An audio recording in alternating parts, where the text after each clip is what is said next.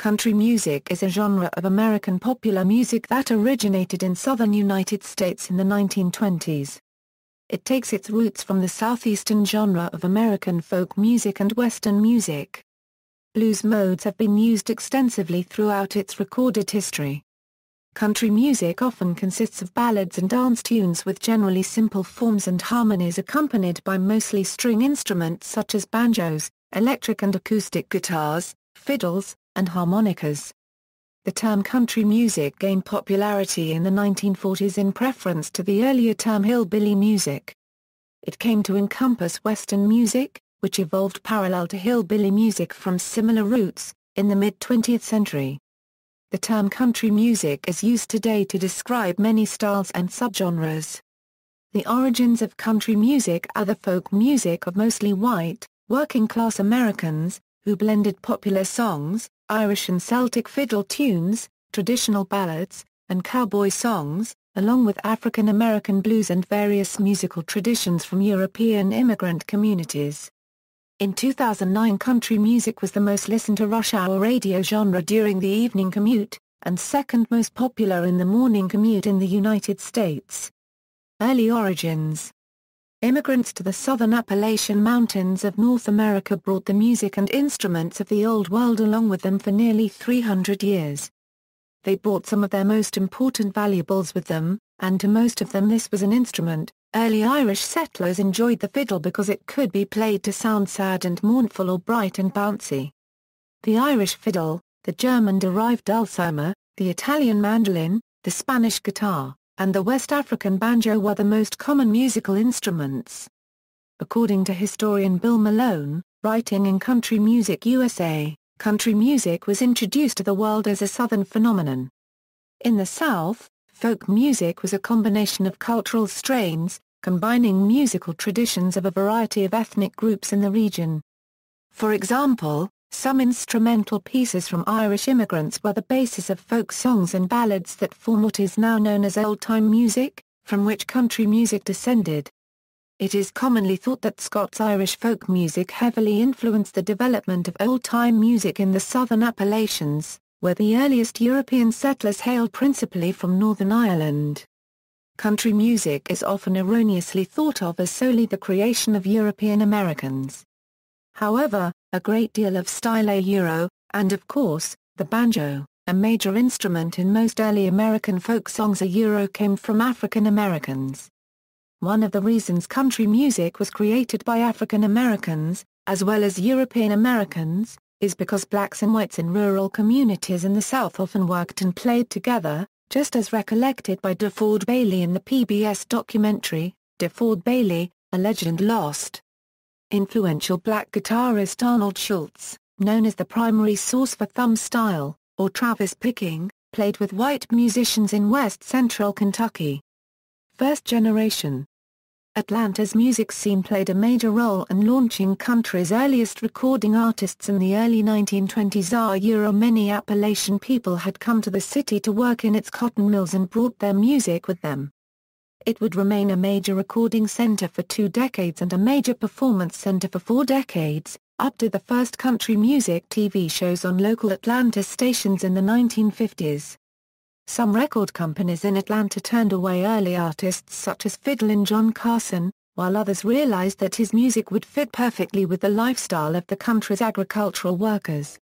The first commercial recordings of what was considered country music were Arkansas Traveler, and Turkey in the Straw by fiddlers Henry Gilliland and A.C. Robertson on June 30, 1922, for Victor Records and released in April 1923. Columbia Records began issuing records with hillbilly music as early as 1924. A year later, on June 14, 1923, fiddler John Carson recorded Little Log Cabin in the Lane for OK Records. Vernon Dalhart was the first country singer to have a nationwide hit in May 1924 with Wreck of the Old 97. The flip side of the record was Lonesome Road Blues, which also became very popular. In April 1924, Aunt Samantha Bumgarner and Eva Davis became the first female musicians to record and release country songs. Many hillbilly musicians, such as Cliff Carlisle, recorded blues songs throughout the decade and into the 1930s. Other important early recording artists were Riley Puckett, Don Richardson, fiddler John Carson, Uncle Dave Macon, Al Hopkins, Ernest V. Stoneman, Charlie Poole and the North Carolina Ramblers and the Skillet Lickers. The steel guitar entered country music as early as 1922, when Jimmy Tarleton met famed Hawaiian guitarist Frank Ferreira on the West Coast. Jimmy Rogers and the Carter family are widely considered to be important early country musicians. Their songs were first captured at a historic recording session in Bristol, Tennessee, on August 1, 1927, where Ralph Peer was the talent scout and sound recordist. A scene in the movie Oh Brother, Where Art Thou? Depicts a similar occurrence in the same time frame. Rogers fused hillbilly country, gospel, jazz, blues, pop, cowboy, and folk, and many of his best songs were his compositions, including Blue Yodel, which sold over 1 million records and established Rogers as the premier singer of early country music. Beginning in 1927, and for the next 17 years, the Carters recorded some 300 old-time ballads, traditional tunes, country songs and gospel hymns, all representative of America's southeastern folklore and heritage. Second generation. One effect of the Great Depression was to reduce the number of records that could be sold. Radio became a popular source of entertainment, and barn dance shows featuring country music were started all over the South, as far north as Chicago, and as far west as California. The most important was the Grand Ole Opry, aired starting in 1925 by WSM in Nashville and continuing to the present day. Some of the early stars on the Opry were Uncle Dave Macon, Roy Cuff and African-American harmonica player DeFord Bailey. WSM's 50,000-watt signal could often be heard across the country. Many musicians performed and recorded songs in any number of styles. Moon Mullican, for example, played western swing but also recorded songs that can be called rockabilly. Between 1947 and 1949, country crooner Eddie Arnold placed 8 songs in the top 10. Singing cowboys and western swing. During the 1930s and 1940s, cowboy songs, or western music, which had been recorded since the 1920s, were popularized by films made in Hollywood. Some of the popular singing cowboys from the era were Gene Autry, the Sons of the Pioneers, and Roy Rogers. Country music and western music were frequently played together on the same radio stations, hence the term country and western music. And it wasn't only cowboys. Cowgirls contributed to the sound in various family groups. Patsy Montana opened the door for female artists with her history-making song I Want to Be a Cowboy's Sweetheart. This would begin a movement toward opportunities for women to have successful solo careers. Bob Wills was another country musician from the lower Great Plains who had become very popular as the leader of a hot string band, and who also appeared in Hollywood westerns. His mix of country and jazz, which started out as dance hall music, would become known as western swing. Spade Cooley and Tex Williams also had very popular bands and appeared in films. At its height, western swing rivaled the popularity of big band swing music. Changing instrumentation, drums were scorned by early country musicians as being too loud, and not pure, but by 1935 western swing big band leader Bob Wills had added drums to the Texas Playboys. In the mid-1940s, the Grand Ole Opry did not want the Playboys' drummer to appear on stage. Although drums were commonly used by rockabilly groups by 1955, the less conservative than the Grand Ole Opry Louisiana Hair Ride kept its infrequently used drummer backstage as late as 1956. By the early 1960s, however, it was rare that a country band didn't have a drummer. Bob Wills was one of the first country musicians known to have added an electric guitar to his band, in 1938. A decade later Arthur Smith achieved top 10 U.S. country chart success with his MGM Records recording of Guitar Boogie, which crossed over to the U.S. pop chart, introducing many people to the potential of the electric guitar. For several decades Nashville session players preferred the warm tones of the Gibson and Gretsch R-top electrics, but a hot Fender style, using guitars which became available beginning in the early 1950s, eventually prevailed as the signature guitar sound of country. Hillbilly Boogie, country musicians began recording boogie in 1939, shortly after it had been played at Carnegie Hall, when Johnny Barfield recorded Boogie Woogie. The trickle of what was initially called hillbilly boogie, or Okie boogie, became a flood beginning in late 1945. One notable release from this period was the Delmore Brothers' Freight Train Boogie, considered to be part of the combined evolution of country music and blues towards rockabilly. In 1948, Arthur "Guitar Boogie" Smith achieved top 10 U.S. country chart success with his MGM Records recordings of Guitar Boogie and Banjo Boogie, with the former crossing over to the U.S. pop charts. Other country boogie artists included Merrill Moore and Tennessee Ernie Ford. The hillbilly boogie period lasted into the 1950s and remains one of many subgenres of country into the 21st century. Bluegrass, folk and gospel. By the end of World War II, mountaineer string band music known as bluegrass had emerged when Bill Monroe joined with Lester Flatt and Earl Scruggs, introduced by Roy Cuff at the Grand Ole Opry. Gospel music too, remained a popular component of country music. Red Foley, the biggest country star following World War II, had one of the first million-selling gospel hits and also sang boogie, blues and rockabilly. In the post-war period, country music was called folk in the trades, and hillbilly within the industry. In 1944, the Billboard replaced the term hillbilly with folk songs and blues, and switched to country, or country and western in 1949. Honky-tonk. Another type of stripped-down and raw music with a variety of moods and a basic ensemble of guitar, bass, dobro or steel guitar drums became popular, especially among poor whites in Texas and Oklahoma. It became known as honky-tonk and had its roots in western swing and the ranchera music of Mexico and the border states, particularly Texas, together with the blues of the American South. Bob Wills and his Texas Playboys personified this music, which has been described as a little bit of this, and a little bit of that, a little bit of black and a little bit of white. Just loud enough to keep you from thinking too much and to go right on ordering the whiskey. East Texan Al Dexter had a hit with Honky Tonk Blues, and 7 years later Pistol Packin' Mama. These honky tonk songs associated barrooms, were performed by the likes of Ernest Tubb, Kitty Wells, Ted Daffan, Floyd Tillman, and the Maddox Brothers and Rose, Lefty Frizzle and Hank Williams, would later be called traditional country. Williams' influence in particular would prove to be enormous, inspiring many of the pioneers of rock and roll, such as Elvis Presley and Jerry Lee Lewis, as well as Chuck Berry and Ike Turner, while providing a framework for emerging honky-tonk talents like George Jones. Webb Pierce was the top charting country artist of the 1950s, with 13 of his singles spending 113 weeks at number 1.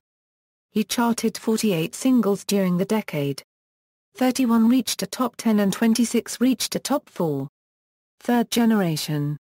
By the early 1950s, a blend of western swing, country boogie, and honky-tonk was played by most country bands. Western music, influenced by the cowboy ballads and Tejano music rhythms of the southwestern U.S. and northern Mexico, reached its peak in popularity in the late 1950s, most notably with the song El Paso, first recorded by Marty Robbins in September 1959. The country music scene largely kept the music of the folk revival and folk rock at a distance, despite the similarity in instrumentation and origins. The main concern was politics. The folk revival was largely driven by progressive activists, a stark contrast to the culturally conservative audiences of country music. Only a handful of folk artists, such as Burl Ives, John Denver and Canadian musician Gordon Lightfoot, would cross over into country music after the folk revival died out. During the mid-1950s a new style of country music became popular, eventually to be referred to as rockabilly. Rockabilly.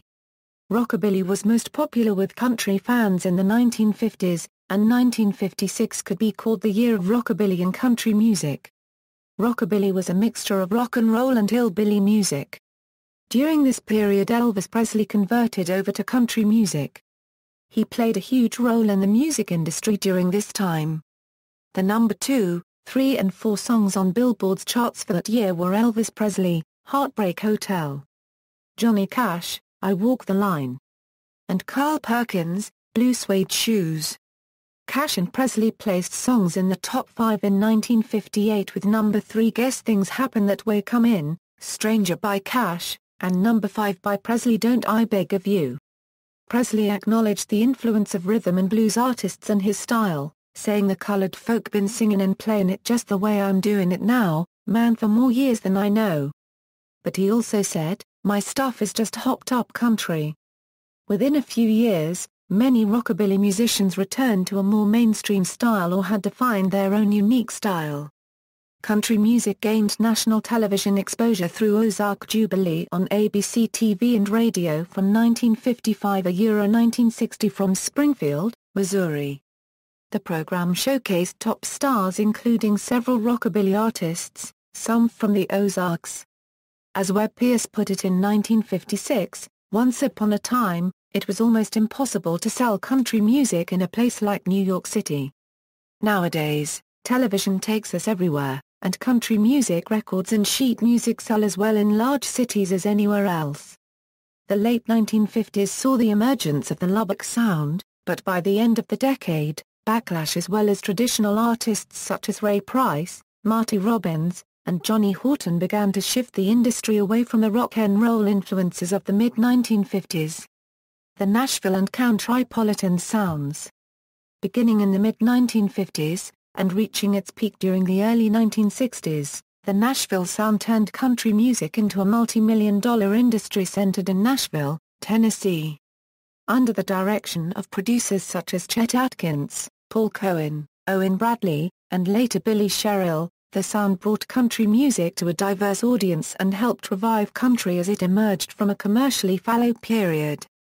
This subgenre was notable for borrowing from 1950s pop stylings, a prominent and smooth vocal, backed by a string section and vocal chorus. Instrumental soloing was de-emphasized in favor of trademark licks. Leading artists in this genre included Jim Reeves, Skeeter Davis, The Browns, Patsy Cline, and Eddie Arnold. The slip-note piano style of session musician Floyd Cramer was an important component of this style. Nashville's pop song structure became more pronounced and it morphed into what was called countrypolitan. Countrypolitan was aimed straight at mainstream markets, and it sold well throughout the later 1960s into the early 1970s. Top artists included Tammy Wynette, Lynn Anderson, and Charlie Rich, as well as such former hard country artists as Ray Price and Marty Robbins. Despite the appeal of the Nashville sound, many traditional country artists emerged during this period and dominated the genre, Loretta Lynn, Merle Haggard, Buck Owens, Porter Wagoner, and Sonny James among them. Country soul, crossover. In 1962, Ray Charles surprised the pop world by turning his attention to country and western music, topping the charts and rating number 3 for the year on Billboard's pop chart with the I Can't Stop Loving You single, and recording the landmark album Modern Sounds in Country and Western Music. The Bakersfield Sound. Another genre of country music grew out of hardcore honky-tonk with elements of western swing and originated 112 miles north-northwest of Los Angeles in Bakersfield, California. Influenced by one-time West Coast residents Bob Wills and Lefty Frizzle, by 1966 it was known as the Bakersfield Sound. It relied on electric instruments and amplification, in particular the Telecaster electric guitar, more than other subgenres of country of the era, and can be described as having a sharp, hard, driving, no-frills, edgy flavor. Leading practitioners of this style were Buck Owens, Merle Haggard, Tommy Collins, Gary Allen, and Win Stewart, each of whom had his own style. Country rock. The late 1960s in American music produced a unique blend as a result of traditionalist backlash within separate genres. In the aftermath of the British invasion, many desired a return to the old values of rock and roll. At the same time there was a lack of enthusiasm in the country sector for Nashville-produced music. What resulted was a crossbred genre known as country rock.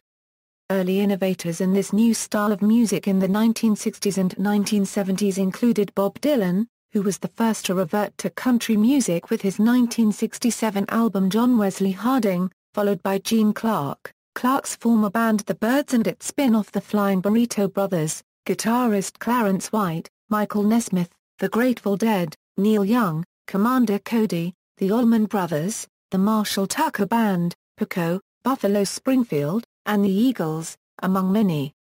The Rolling Stones also got into the act with songs like Honky Tonk Women, and Dead Flowers. Described by AllMusic as the father of country rock, Gram Parsons' work in the early 1970s was acclaimed for its purity and for his appreciation for aspects of traditional country music.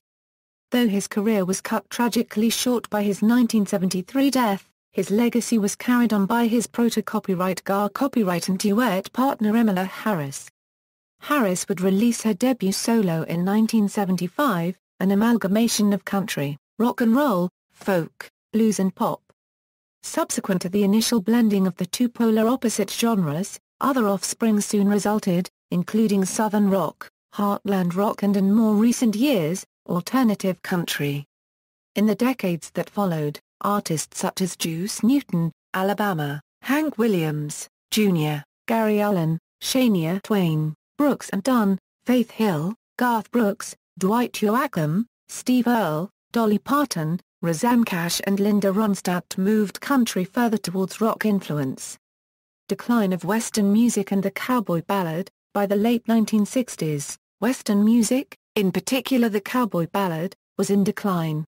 Relegated to the country and Western genre by marketing agencies, popular Western recording stars released albums to only moderate success. Rock and roll dominated music sales, and Hollywood recording studios dropped most of their Western artists.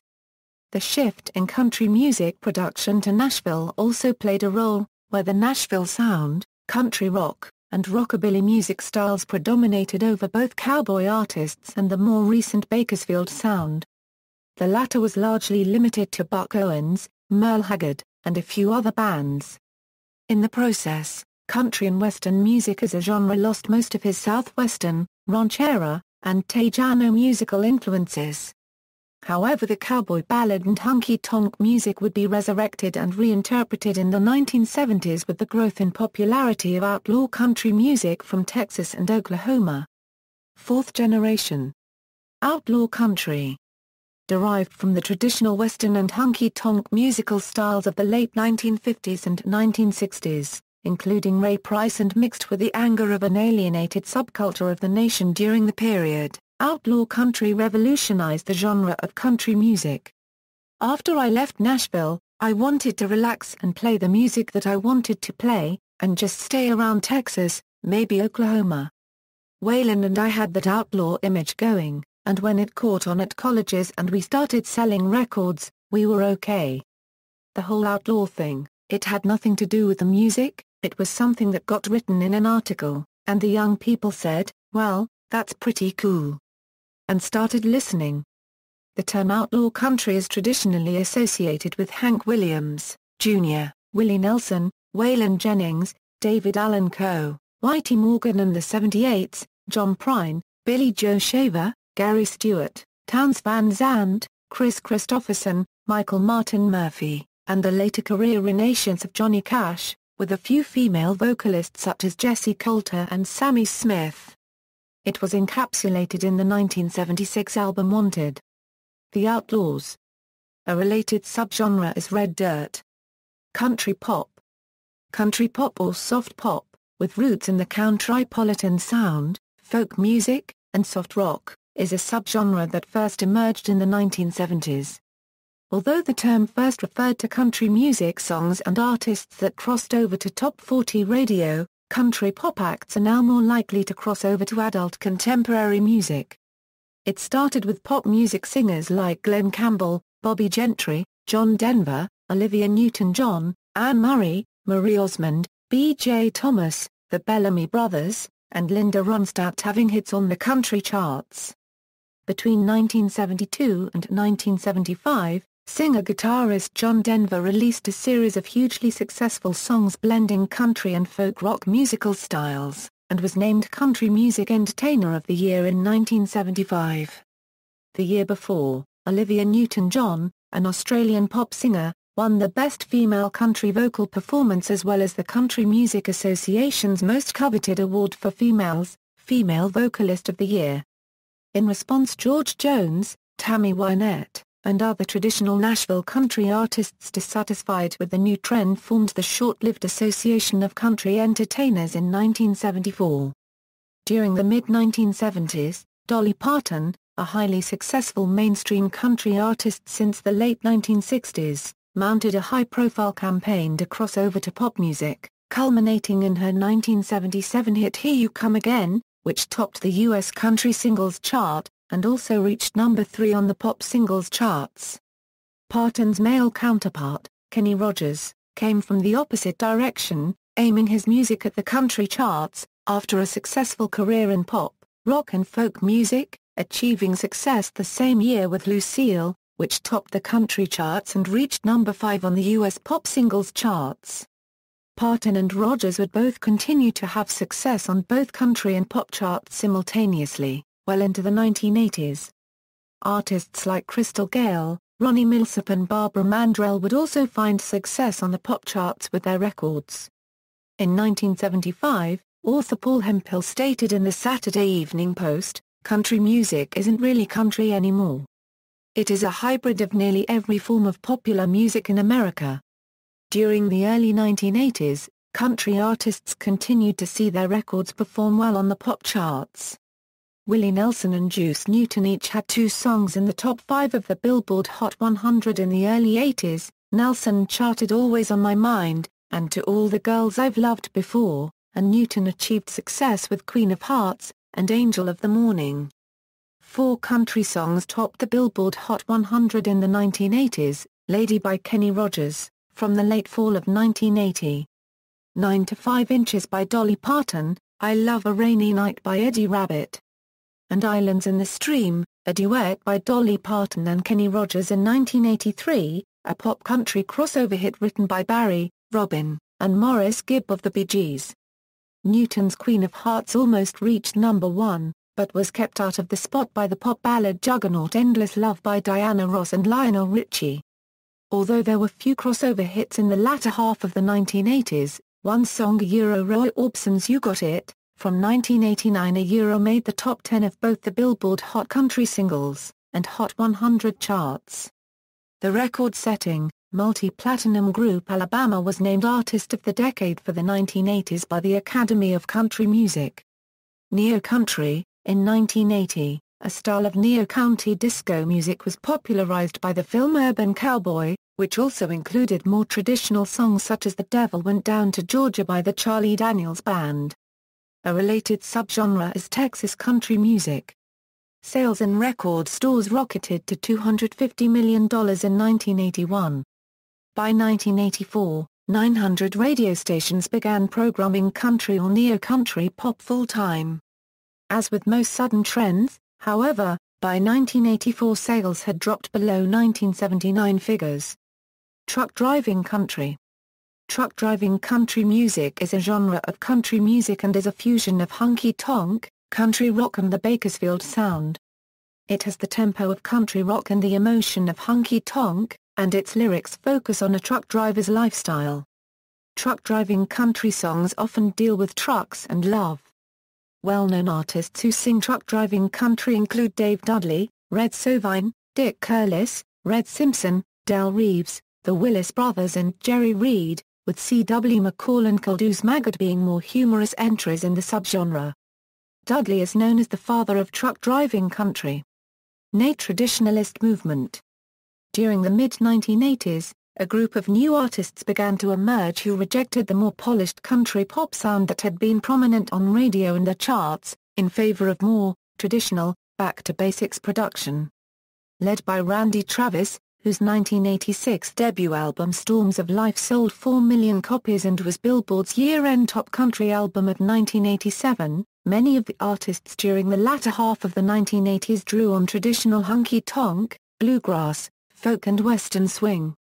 Artists who typified this sound included Travis Tritt, Keith Whitley, Alan Jackson, Ricky Skaggs, Patti Loveless, Kathy Mattea, George Strait and the Judds. Fifth generation.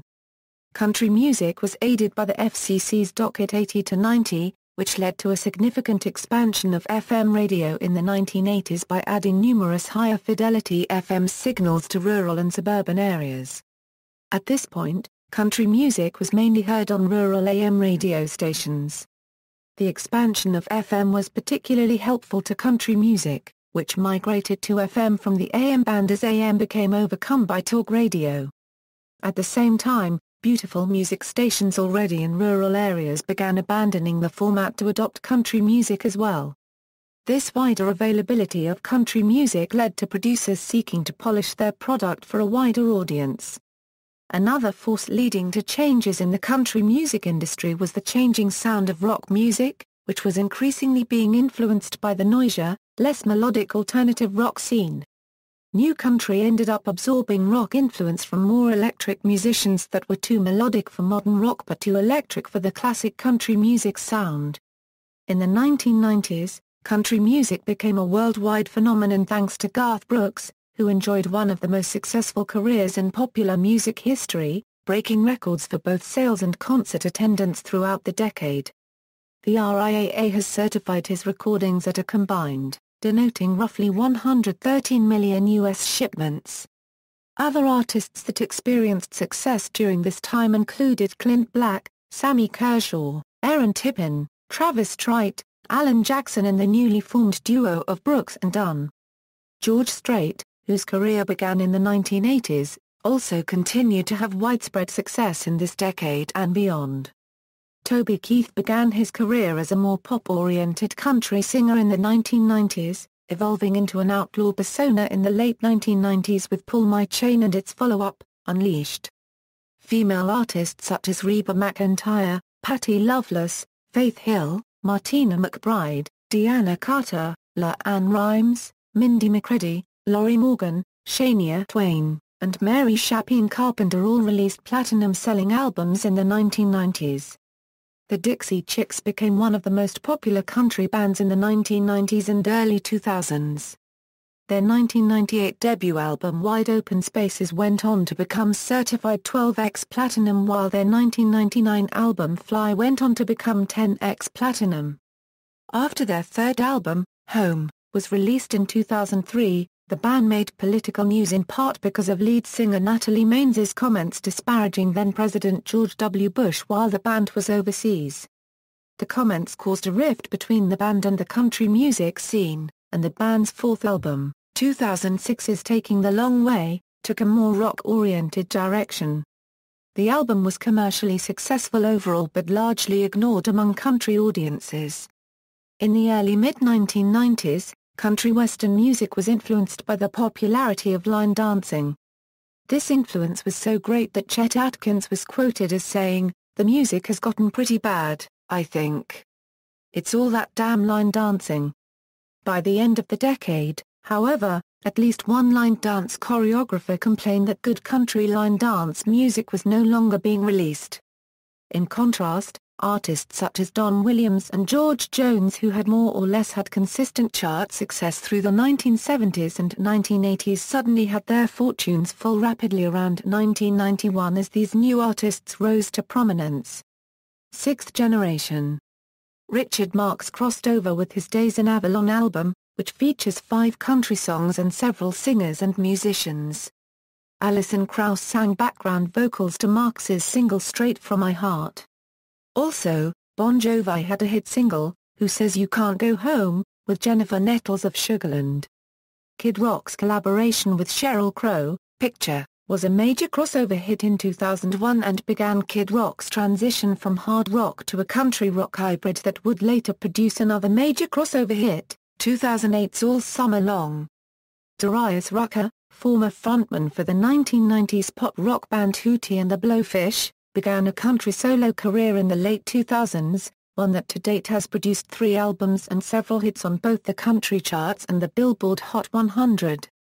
Singer-songwriter Unknown Hinson became famous for his appearance in the Charlotte television show Wild, Wild, South, after which Hinson started his own band and toured in southern states. Other rock stars who featured a country song on their albums were Don Henley and Poison. In 2005, Country singer Carrie Underwood rose to fame as the winner of the fourth season of American Idol and has since become one of the most prominent recording artists of last 10 years and a winner of 6 Grammy Awards. With her first single, Inside Your Heaven, Underwood became the only solo country artist to have a #1 hit on the Billboard Hot 100 chart in the 2000 to 2009 decade and also broke Billboard chart history as the first country music artist ever to debut at #1 on the Hot 100. Underwood's debut album, Some Hearts, became the best-selling solo female debut album in country music history, the fastest-selling debut country album in the history of the SoundScan era and the best-selling country album of the last 10 years, being ranked by Billboard as the #1 country album of the 2000 to 2009 decade. She has also become the female country artist with the most #1 hits on the Billboard Hot Country Songs chart in the Nielsen SoundScan era, having 12 #1s and breaking her own Guinness Book record of 10. In 2007, Underwood won the Grammy Award for Best New Artist, becoming only the second country artist in history to win it. She also made history by becoming the 7th woman to win Entertainer of the Year at the Academy of Country Music Awards, and the first woman in history to win the award twice, as well as twice consecutively. Time has listed Underwood as one of the 100 most influential people in the world.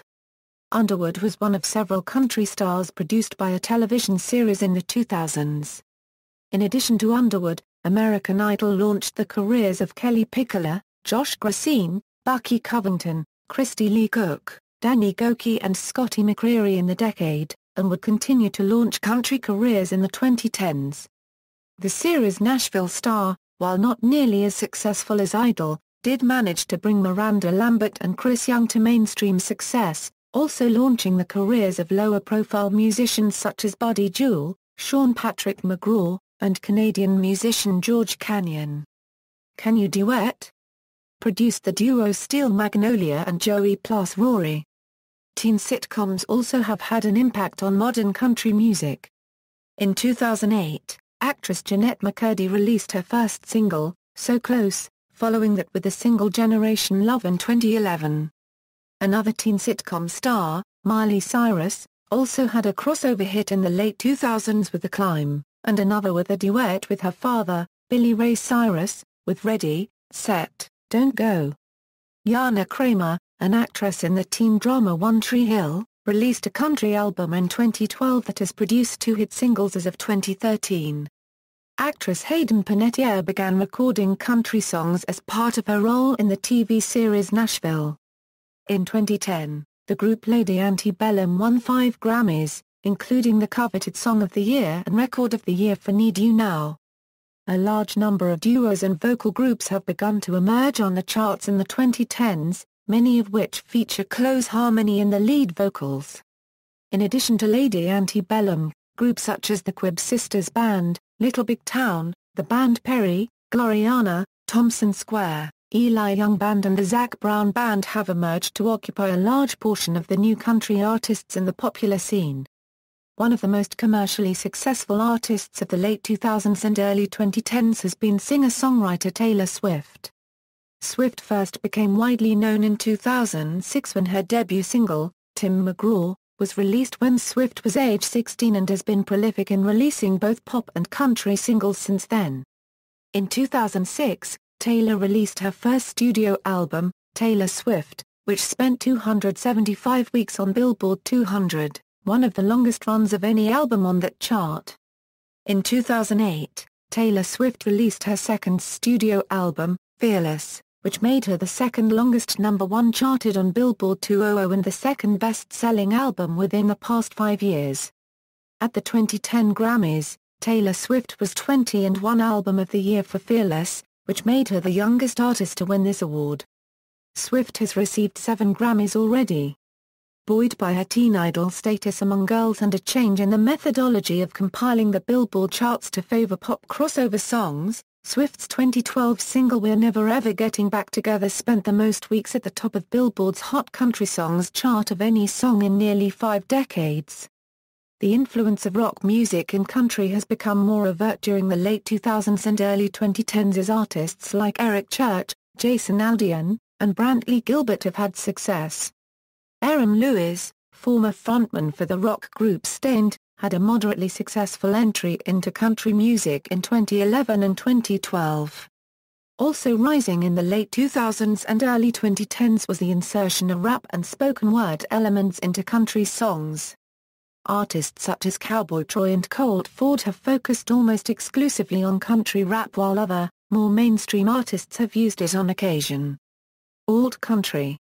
Attempts to combine punk and country were pioneered by Jason and the Scorchers, and in the 1980s Southern Californian coup-punk scene with bands like the Long Riders.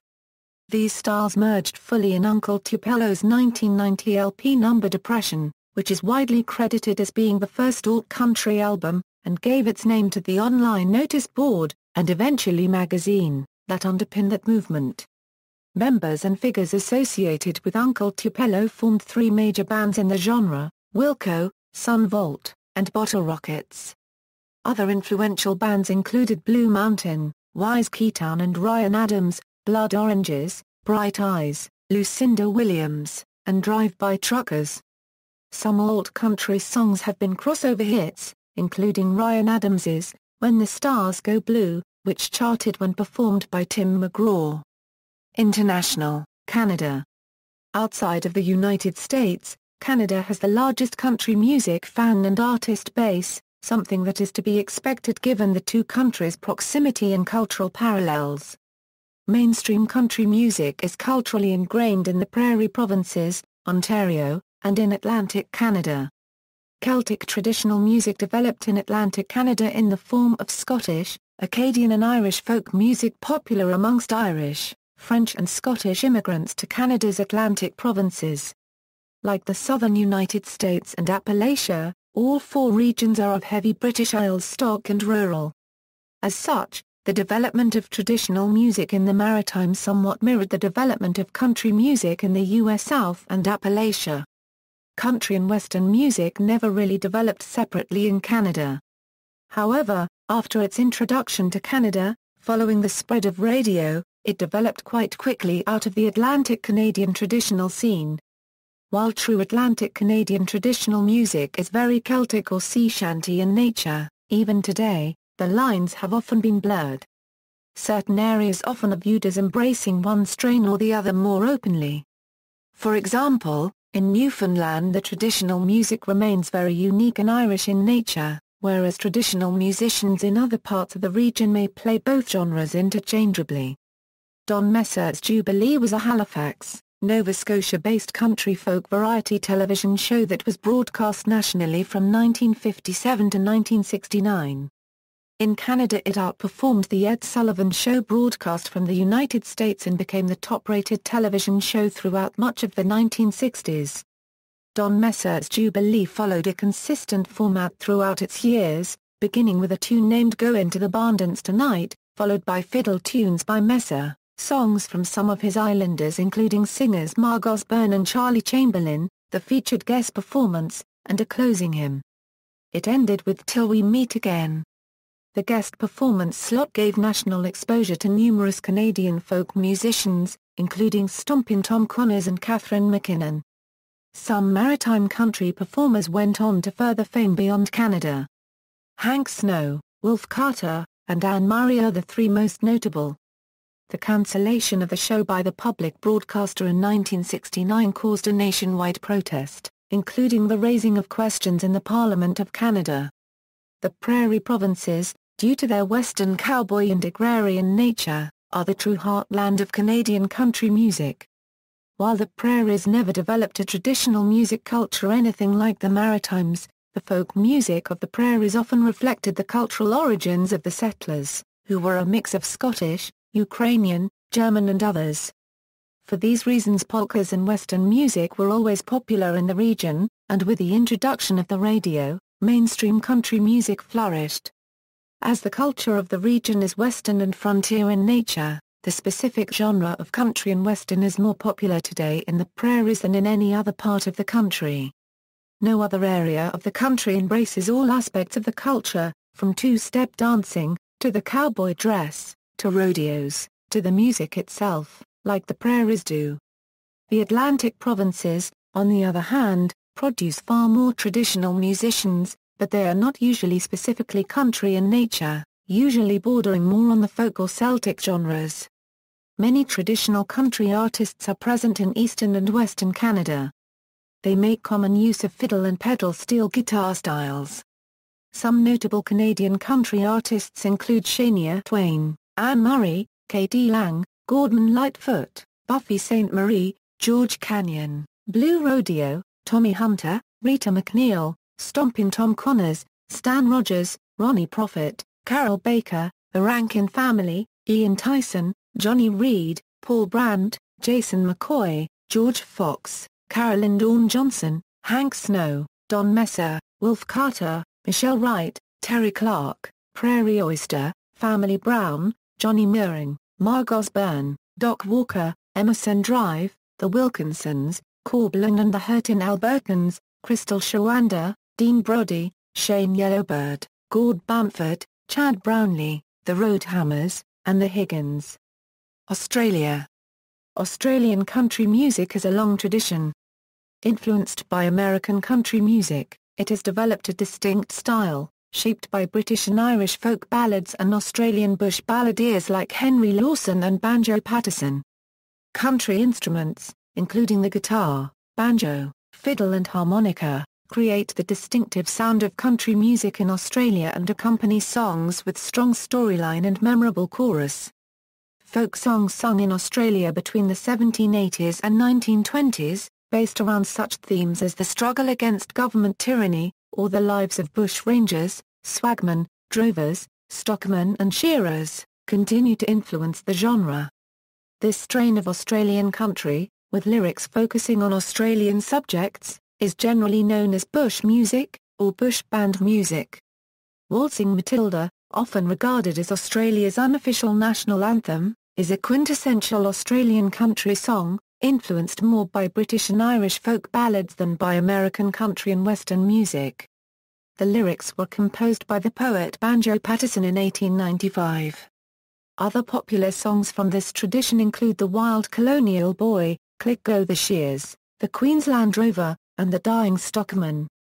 Later themes which endure to the present include the experiences of war, of droughts and flooding rains, of aboriginality and of the railways and trucking routes which link Australia's vast distances. Pioneers of a more Americanized popular country music in Australia included Tex Morton in the 1930s. Other early stars included Buddy Williams, Shirley Thams and Smokey Dawson. Buddy Williams was the first Australian-born to record country music in Australia in the late 1930s and was the pioneer of a distinctly Australian style of country music called the bush ballad that others such as Slim Dusty would make popular in later years. During World War II, many of Buddy Williams' recording sessions were done whilst on leave from the army. At the end of the war, Williams would go on to operate some of the largest travelling tent rodeo shows Australia has ever seen. In 1952, Dawson began a radio show and went on to national stardom as a singing cowboy of radio, TV and film. Slim Dusty was known as the king of Australian country music, and helped to popularise the Australian bush ballad. His successful career spanned almost 6 decades, and his 1957 hit A Pub with No Beer was the biggest-selling record by an Australian to that time, and with over 7 million record sales in Australia he is the most successful artist in Australian musical history. Dusty recorded and released his 100th album in the year 2000 and was given the honour of singing Waltzing Matilda in the closing ceremony of the Sydney 2000 Olympic Games. Dusty's wife Joy McKean penned several of his most popular songs. Chad Morgan, who began recording in the 1950s, has represented a vaudeville style of comic Australian country. Frank Ifield achieved considerable success in the early 1960s, especially in the UK singles charts, and Reg Lindsay was one of the first Australians to perform at Nashville's Grand Ole Opry in 1974.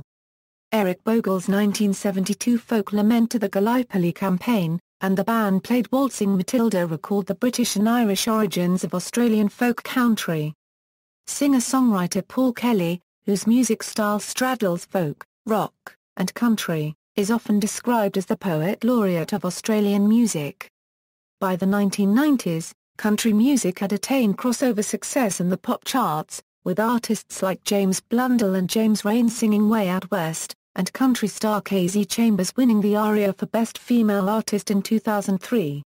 The crossover influence of Australian country is also evident in the music of successful contemporary bands The Waifs and the John Butler Trio.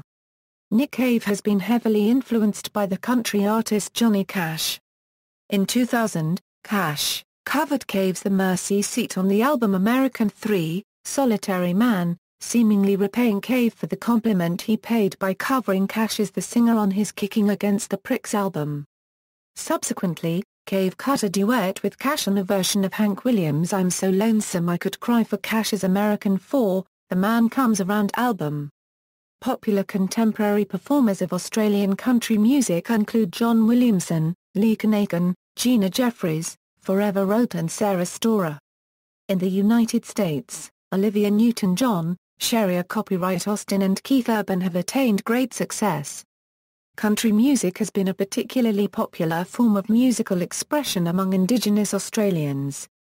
Troy Cassar-Daley is among Australia's successful contemporary Indigenous performers, and Kev Carmody and Archie Roach employ a combination of folk rock and country music to sing about Aboriginal rights issues.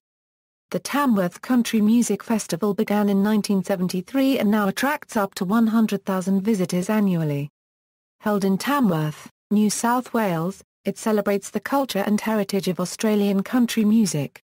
During the festival, the CMAA holds the Country Music Awards of Australia ceremony awarding the Golden Guitar trophies. Other significant country music festivals include the Whittlesea Country Music Festival and Boyup Brook Country Music Festival in February. The Baymara Country Music Festival in June, the National Country Muster held in Gympie during August, the Mildura Country Music Festival for independent performers during October, and the Canberra Country Music Festival held in the National Capital during November. Some festivals are quite unique in their location. Grabine State Park in New South Wales promotes Australian country through the Grabine Music Muster Festival.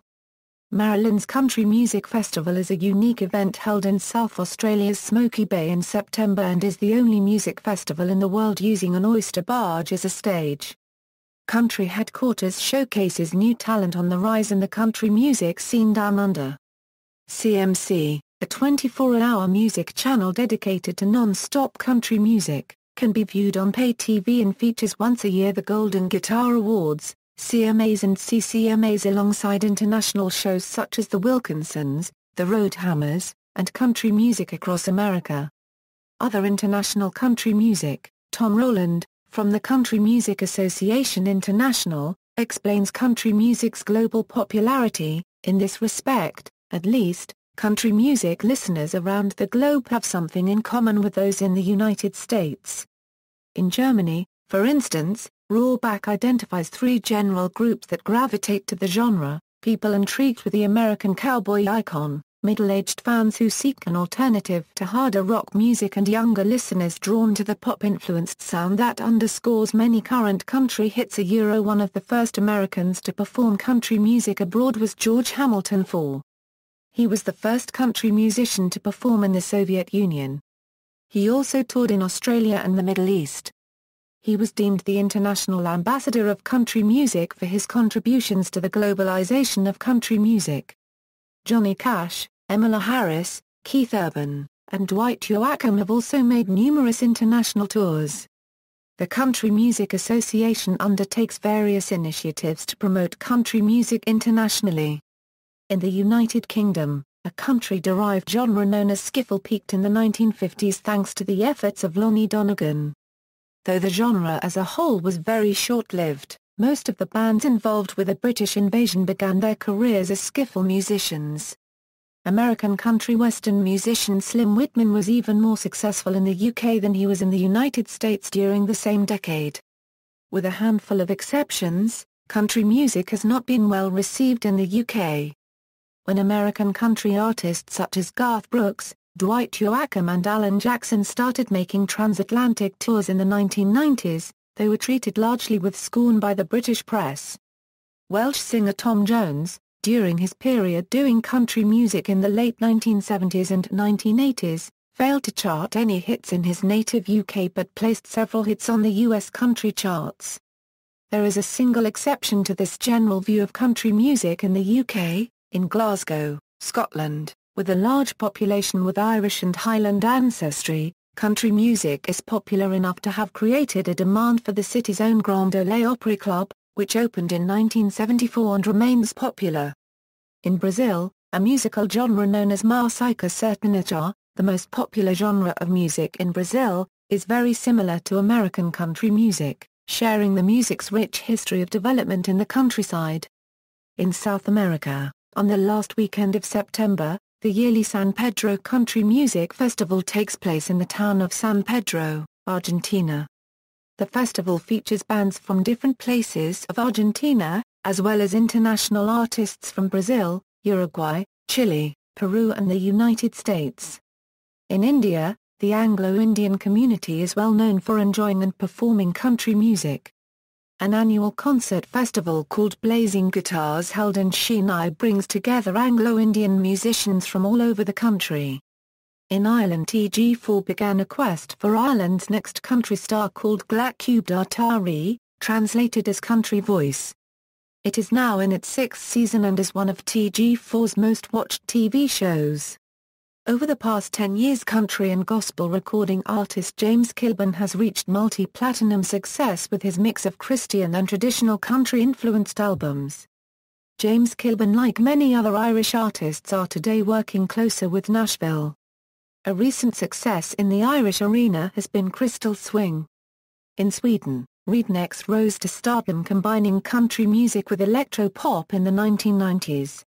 In 1994, the group had a worldwide hit with their version of the traditional Southern tune Cotton Eye Joe. Artists popularizing more traditional country music in Sweden have been Ann-Louise Hansson, Hasse Andersson, Kiki Danielsson, Elizabeth Andresen and Jill Johnson. In Poland, an international country music festival, known as Pini Country, has been organized in Rogowo in Mashuria since 1983. There are more and more country music artists in France. Some of the most important are Leanne Edwards, Annabelle, Rocky Mountains, Tatiana, and Lily West. French rock and roll superstar Eddie Mitchell is also very inspired by Americana and country music. In Iran, country music has appeared in recent years. According to Melody Music magazine, the pioneer of country music in Iran is the English-speaking country music band Dream Rovers, whose founder, singer and songwriter is Irfan Razayat Bakhsh. The band was formed in 2007 in Tehran, and during this time they have been trying to introduce and popularize country music in Iran by releasing 2 studio albums and performing live at concerts, despite the difficulties that the Islamic regime in Iran makes for bands that are active in the Western music field. Performers and shows. U.S. cable television. 6 U.S. cable TV networks are at least partly devoted to the genre: Country Music Television and CMT Pure Country, Rural Free Delivery TV, Great American Country, Heartland, and ZU U.S. Country. The first American country music video cable channel was the Nashville Network, launched in the early 1980s. In 2000, after it and CMT fell under the same corporate ownership, the channel was renamed and reformatted as the National Network, a general interest network, and eventually became Spike TV. TNN was later revived from 2012 to 2013 after Jim Owens Entertainment acquired the trademark and licensed it to Lucan Communications. That channel renamed itself Heartland after Lucan was embroiled in an unrelated dispute that left the company bankrupt. Canadian television. Only one television channel is currently dedicated to country music in Canada, CMT, owned by Corus Entertainment and Viacom. In the past, country music had an extensive presence, especially on the Canadian national broadcaster, CBC Television. The show Don Messer's Jubilee had a great impact on country music in Canada. For instance, it was the program that launched Anne Murray's career. Country Hoedown and its successor, The Tommy Hunter Show, ran for a combined 32 years on the CBC, from 1960 to 1992.